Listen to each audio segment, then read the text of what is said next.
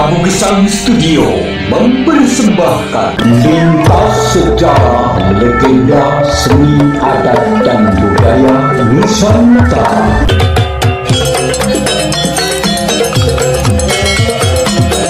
Assalamualaikum warahmatullahi wabarakatuh. Alhamdulillah, asyhadu an la ilaha illallah wa asyhadu anna Muhammadan abduhu wa rasuluh. Wa ba'du, usini wa iyyakum bitaqwallah. Wa qad faza man ittaqa. Wa khussukum ala ta'atihi la'allana minal muflihin. Saudara-saudara, buka Al-Qur'an surat 41 Fussilat ayat 34 dan 35.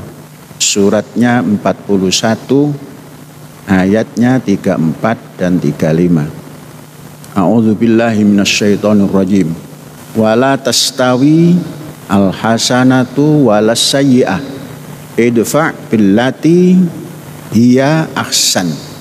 Fa idzal ladzi bainaka wa bainahu adawatun ka'annahu waliyun hamim. Itu ayat 34. Ayat 35-nya wa ma yulaqqaha illal ladzina sabaru wa ma yulaqqaha illa dzu hazzin azim. Coba dibaca terjemahannya. Ustaz Abdul Halim, baca. Berdiri. A'udzubillahi minasyaitonirrajim. Dan tidaklah sama kebaikan dengan kejahatan. Tolaklah kejahatan itu dengan cara yang lebih baik, sehingga orang yang ada rasa permusuhan antara kamu dan dia akan seperti teman yang setia. Ayat 35. Dan sifat-sifat yang baik itu tidak akan dianugerahkan kecuali kepada orang-orang yang sabar, dan tidak dianugerahkan kecuali kepada orang-orang yang mempunyai keberuntungan yang besar. Walhamdulillah. Ini ayat ditujukan kepada siapapun umat manusia, bahwa di dalam kehidupan itu ada nilai baik, ada perilaku baik, ada aktivitas baik, dan sebaliknya juga dalam hidup ini ada nilai tidak baik, aktivitas tidak baik, dan perilaku tidak baik. Jadi dua ini selalu bergandengan dalam kehidupan umat manusia. Kemudian bagaimana cara untuk menghadapi kejahatan dan kejelekan? Quran menganjurkan, atau Tuhan memberikan petunjuk untuk menolak kejahatan, untuk menentang kejahatan dan turunannya dengan cara yang terbaik. Jadi tidak boleh sekedar dengan cara baik, terbaik.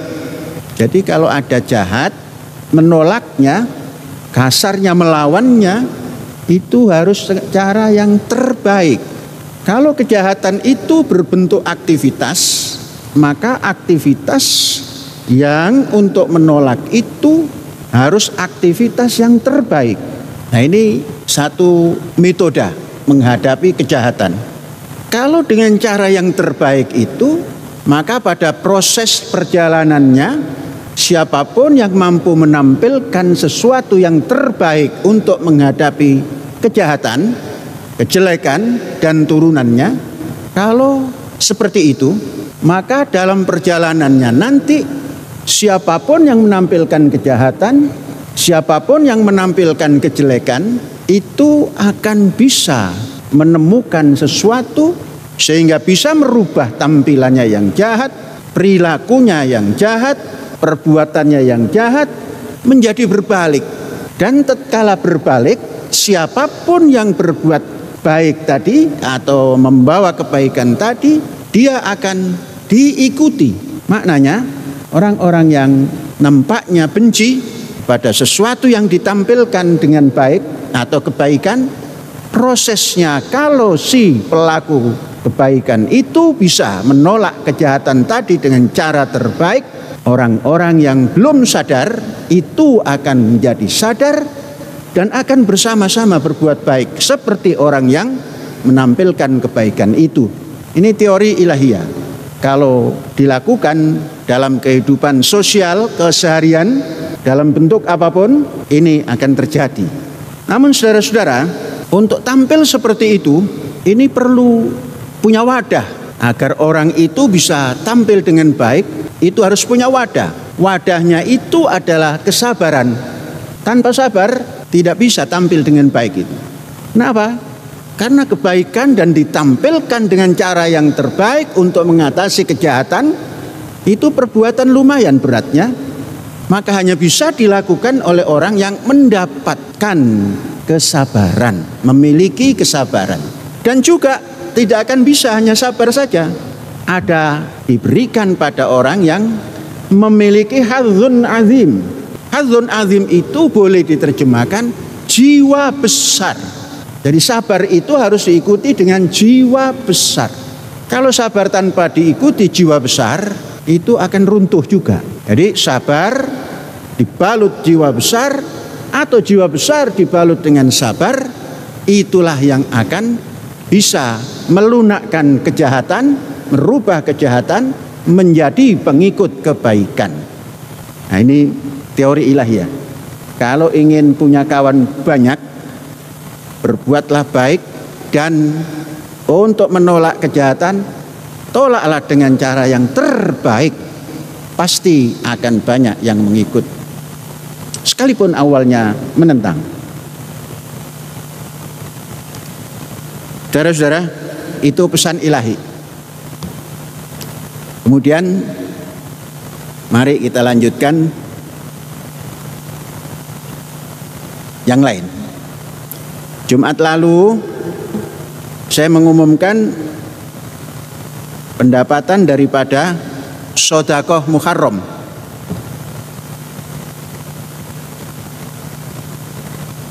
Ini ada revisi. Apa revisinya? Pada awal disampaikan 1,9 sekian. Kemudian setelah dihitung, waktu diumumkan itu belum dihitung.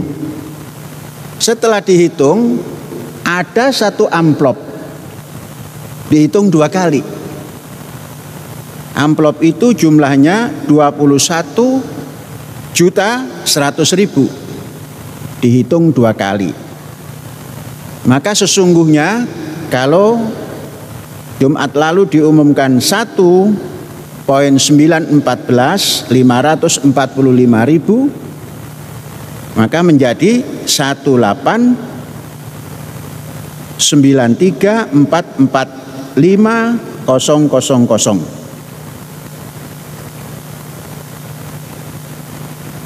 Susut 21.100.000. Namun ada tambahan. Tambahannya lumayan itu.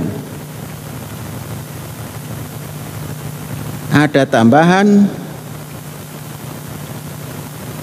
20.000. Oh, bukan 20.000. Mana tambahannya, Halim? Coba, mana tambahannya? Ada tambahan 20.500.000. Jadi tidak kurang, selisih sedikit saja. Ada tambahan 20.500.000. Dari mana tambahan baru? Dari penerbit Erlangga bertambah 20 juta, dan dari Bali 500.000, kurang 21.100.000, nambah 20.500.000, selisih sedikit saja. Itu bab pendapatan sedekah 1 Muharram. Kemudian saudara-saudara, saya mendapat laporan bahwa kepala daerah Indramayu bercerita tentang Az-Zaitun, ada juga berbicara tentang hotel.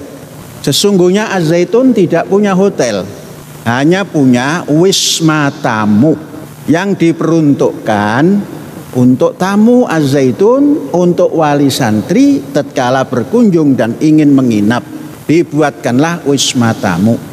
Dan karena itu perlu perawatan, maka setiap tamu yang menggunakan kamar itu memberikan sedekah 10 sak semen, yang ketika itu harganya 25.000. maknanya memberikan sedekah 250.000 pada tahun 1999 dan diaktifkan tahun 2000. Sampai dengan 2023 ini tidak berubah itu sedekahnya, ya 250.000 juga. Jadi kalau itu dijadikan perbincangan dengan disiarkan di televisi, maka beliau belum memahami. Padahal sebelum menjadi bupati, tatkala beliau menyampaikan visi misi ke Az-Zaitun didampingi oleh ayahanda beliau, saya terima di tempat itu dan saya terangkan bahwa ini wisma tamu. Karena dari sejak menjelang pilihan bupati sampai hari ini belum berkunjung dan mendapatkan informasi yang lain-lain, maka berbicaralah tentang hotel di kampus Az-Zaitun. Bu Bupati, nggak ada hotel. Di Az-Zaitun tidak ada hotel. Wisma tamu untuk wali santri yang datang supaya tidak intervensi ke dalam asrama pelajar. Sistem modern seperti itu sehingga santri yang ingin bertemu orang tuanya datanglah ke wisma tamu. Itu sistem modern. Jadi bukan hotel, wisma tamu. Kemudian kalau ada contohnya wartawan yang datang ke kampus Az-Zaitun ingin menginap, juga seperti itu. Inilah bedanya pendidikan di Az-Zaitun dengan pendidikan di luar Az-Zaitun. Bu Bupati, ini bukan hotel. Sudah. Bu Bupati juga bercerita tentang PBB. Konon tanah segitu banyaknya, PBB-nya sedikit. Mari saya bacakan PBB yang dibayarkan oleh Az-Zaitun melalui desa. Dari tahun 18 sampai 22. Nilai PBB 300.592.014 rupiah. Dan ini bukan karangan Az-Zaitun. Ini adalah berdasar tagihan yang namanya SPPT barangkali. Berdasar SPPT itulah maka keluar nilai. Nilainya 359.014 rupiah. Dan yang anehnya masih ada tambahan. Tambahan itu konon swadaya desa. Padahal desa sudah mendapat anggaran dari negara, tapi masih memungut swadaya numpang ke PBB, pajak bumi dan bangunan. Jumlahnya juga tidak terlalu kecil, hampir separuh daripada nilai PBB, yakni 186.561.908. Itu pun diberikan kepada desa, sambil kita tidak pernah bertanya untuk apa swadaya ini. Kami bayarkan. Dan sekalipun jalan menuju Az-Zaitun belum pernah diperbaiki. Sehingga terjadilah kalau mau masuk Az-Zaitun lewat pintu utara, laksana kita harus mengarungi Laut Cina Selatan. Gelombang besar. Jadi setiap tahun ada tambahan. Tahun 18 300 juta lebih. 300.600.000 lah kita bulatkan. Kemudian tahun selanjutnya 19 itu 302,5 juta. Kemudian tahun 20 320 juta lebih. Kemudian 21 ada sedikit penurunan. Tidak tahu karena tagihannya seperti itu. Kemudian 322 311 juta rupiah. Jadi pajak yang diberikan ke PBB dan swadaya itu dalam 5 tahun 2.636.544 rupiah. Bukan jumlah yang kecil. Ini selama 5 tahun. Di luar kabupaten tentunya banyak.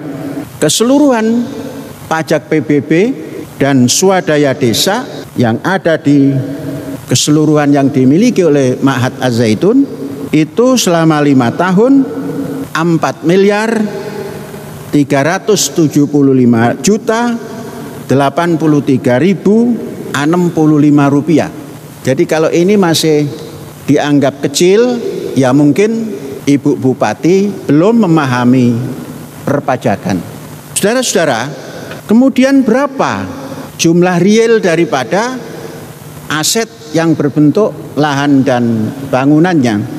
Pada tahun 21, yakni 27 Agustus 2021, aset yang diapresial oleh lembaga resmi itu ada 1.643 hektar, 78, yaitu 1.643,78 hektar.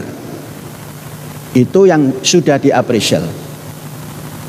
Yang belum masih banyak, baik di Jawa maupun di luar Jawa. Karena setiap bulan kita menganggarkan untuk menambah aset berbentuk lahan. Berapa apresialnya?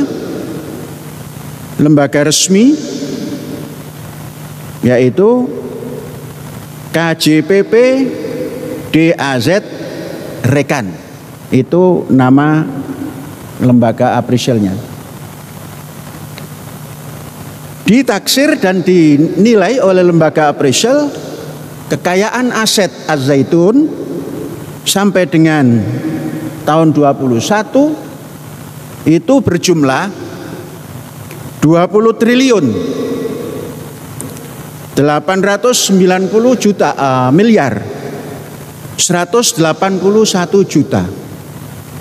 Inilah aset daripada Az-Zaitun yang jumlah hektarnya 1.643 hektar, 78.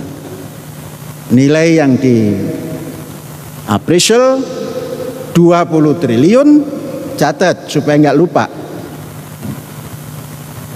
890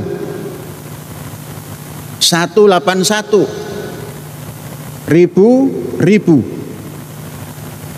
Narasinya seperti begini: 20 triliun 890 miliar 181 juta.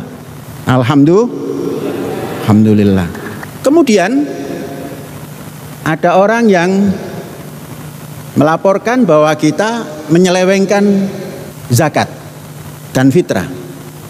Kita tidak pernah menjadi panitia amil zakat, ya, supaya paham bahwa Az-Zaitun tidak pernah ditunjuk sebagai panitia amil zakat.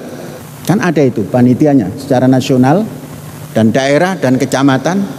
Namun Az-Zaitun dalam setiap Ramadan mengadakan gerakan Ramadan yang kita istilahkan Harokah Ramadan. Dan setiap Zulhijjah itu kita mengadakan Harokah Al-Qurban. Dalam 5 tahun itu Harokah Ramadan kita dapatkan dari tahun 19 sampai 23 14 miliar 583 juta 697,91 rupiah. Jadi 14 583 369 091. Kemudian mustahik, kalau kita istilahkan mustahik karena gerakan kurban ini kita bagikan juga pada fuqara masakin, itu 13.107 orang. Kemudian berupa beras 5 kg dan berupa gula 5 kg. 5 tahun beras yang kita sampaikan kepada fuqara masakin 65 ton, 535 kg. Sama halnya dengan gula 65 ton, 535 kg. Harga tidak usah dicatat. Kemudian setiap Idul Adha, karena kita punya gerakan kurban, maka kita bisa mengumpulkan lebih besar daripada harokah Ramadan. Dalam 5 tahun, sejak tahun 19 sampai tahun 23, itu terkumpul 19M, 522.631.601 rupiah. Kemudian kita berikan pada 20.293 orang. Masing-masing mendapatkan 2 kg daripada daging dan 5 kg daripada beras.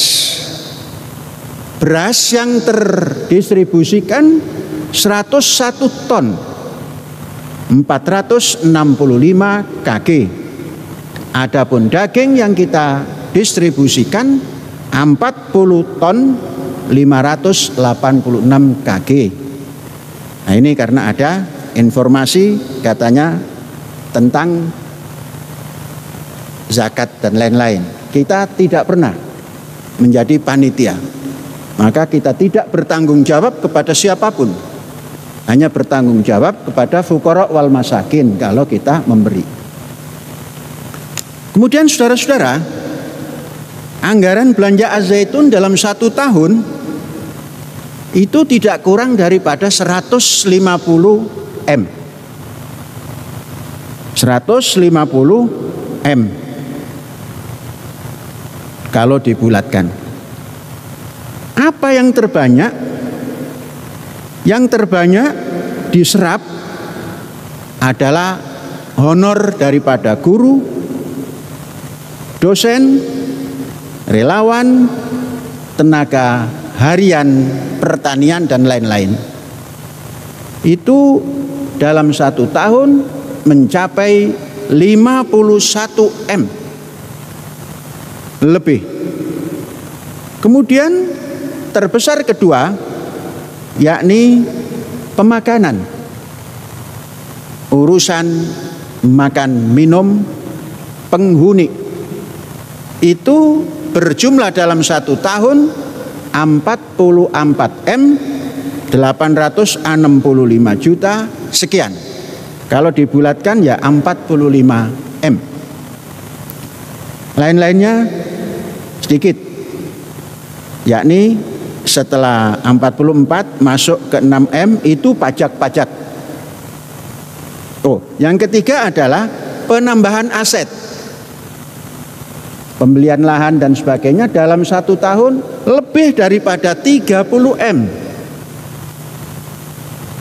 Maka kalau ditanya, saya suka mana? Menabung uang atau membeli aset? Aset. 1 tahun 30 M,5. Ya banyak. Kalau harganya yang tertinggi umpamanya 200, kan berarti 2 M 1 hektar. Kalau yang terendahnya itu 100, berarti 1 M. Jadi nambahnya cukup jelas. Nah, saudara-saudara, inilah bentuk daripada hajat kita per tahun. Kemudian pemasukan dan lain-lain itu didapat dari uang partisipasi wali santri yang memasukkan putra-putrinya. Itu yang utama. Yang kedua adalah sodakoh-sodakoh. Yang ketiga adalah BOS. Dan BOS ini menempati 2,5% sampai 2,7%. Alhamdulillah tidak pernah tekor. Hanya kalau terlalu lama daripada blokir daripada rekening, yaitu sedikit puyeng juga. Tapi hanya puyeng. Hanya puyeng. Kalau puyeng makan bodrek juga sembuh. Makanya kemarin Syekh agak sedikit biasanya nggak pernah ngantuk siang, beberapa hari yang lalu kok ngantuk. Sudah mendeteksi diri saja, oh ini berarti lain daripada yang lain. Maka istirahat lebih awal. Biasanya saya jam 10 baru tidur, jam 8 tidur. Maka kita minta izin ke Bareskrim, tidak bisa datang karena terasa kurang enak. Nanti jawabnya juga nggak bagus. Dikasih izin pekan depan. Ternyata hanya sekejap itu. Paginya datang istri daripada guru Syekh. Syekh itu punya guru, punya kawan, punya pemimpin. Itu namanya Nurholis Majid. Istri dari beliau, karena beliau sudah wafat, juga sudah uzur karena tidak bisa jalan kaki terlalu lama, itu datang melihat kawan Cak Nur dikuyo-kuyo, datang beliau sambil tertati-tati jalan kaki. Dek, gimana kabarnya? Oh bagus, kemarin agak ngantuk-ngantuk, sekarang nggak ngantuk. Apa sakit? Seperti, tapi ternyata tidur lebih cepat, sudah hilang lagi dan ketemu Nyai. Artinya istri daripada guru kita. Semangat lagi. Ngobrol panjang, cerita nostalgia, bagaimana Cak Nur, kami manggilnya Cak dari dulu, ketika di Ciputat, Cak Nur menulis skripsi, saya baru tahun pertama. Karena Cak Nur itu nyobonya itu di perpustakaan, saya juga ikut biasa seperti Cak Nur juga, selalu ke perpustakaan. Mata kuliah yang tidak disukai oleh Syekh, itu minta izin pada dosen, terus ke perpustakaan. Apa yang tidak disukai waktu kuliah? Pelajaran fikih. Karena itu lagi yang diajarkan. Kemudian yang ngajar tidak terlalu menguasai kitab yang diajarkan. Maka saya minta izin, Bu, saya minta izin, boleh nggak? Bagaimana? Untuk apa? Katanya.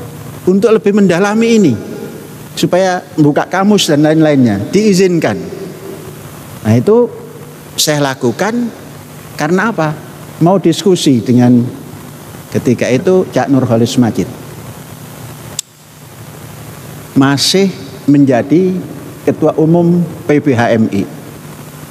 Saya masih di tingkat cabang. Tatkala menulis skripsi, saya menanya, Cak, apa judulnya Cak? Gampang aja gitu. Iya apa Cak? Gitu. Ini dibaca gitu. Al-Quran Arabiyun lafzon wa alamiyun maknan. Apa artinya Cak? Artekno dewe.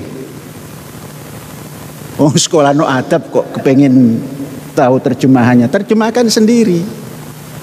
Dari situ saya sudah punya keinginan nanti kalau saya membuat risalah untuk seperti Cak Nur ini, saya buat yang mirip-mirip. Boleh nggak Cak Nur kalau saya nanti buat skripsi judulnya seperti ini? Apa? Al-Quran asasun fi bina'is saqafah al-islamiyah. Ya sampai bagus katanya. Cuma kan selalu bahasa Jawa saja kalau ketemu itu. Kalau di acara resmi baru seperti bahasa Indonesia, tidak mau berbahasa Jawa. Tapi kalau sedang berduaan Jawa saja. Bagus. Diajukanlah pada tahun ketika menyusun kepada pembimbing. Pembimbing Syekh dulu mertua daripada Pak Amsal Bakhtiar. Namanya masih Dokter Andes dulu, Ahmad Janani. Apa kata beliau? Ini terlalu tinggi. Nah, nanti cari referensinya terlalu banyak. Dipotong saja supaya gampang cari referensinya. Jadi mempermudah supaya bisa cepat lulus gitu mungkin. Lah kalau ini terlalu tinggi, banyak referensi yang harus dirujuk katanya. Dipotong saja, jangan Saqafah al-Islamiyah, Saqafah al-Arabiyah. Itu banyak nanti, rujukannya banyak, itu gampang. Dan yang mengoreksi tidak terlalu banyak mengeluarkan pikiran. Nanti munakosahnya itu yang seru katanya. Akhirnya ikut. Kawan-kawan sudah siap semua ketika itu. Sudah dicetak, sudah inilah. Ada satu kawan, ente nggak lulus ente. Sampai sekarang kok belum nulis, belum apa gitu kan. Akhirnya saya tulis pakai tangan. Padahal rangkap 5. Setelah menulis selesai 2 pekan, ini nggak bisa bergerak. Karena harus tembus. Bayangkan, nulis 15 hari. Diterima dan lulus. Sang kawan yang mengatakan ente nggak lulus, kebanyakan bolos katanya. Itu ternyata belum lulus. Akhirnya mendatangi, maaf ya, kemarin sesungguhnya saya bukan ngenyek, tapi ente terlalu banyak kegiatan di luar, padahal sudah harus nulis itu. Ya, anak belum lulus, ya nggak apa-apa, besok lagi. Nah itu kenangan pada Cak Nurholis Majid. Akhirnya masing-masing bergerak sendiri-sendiri. Saya menjalankan tugas cinta. Tugas cinta. Karena punya orang yang dicintai tapi tidak pernah ketemu. Jadi disampaikanlah kepada saya sudah selesai. Bagaimana program kita gitu. Ketika itu datanglah orang tua beliau menengok saya datang ke kos-kosannya.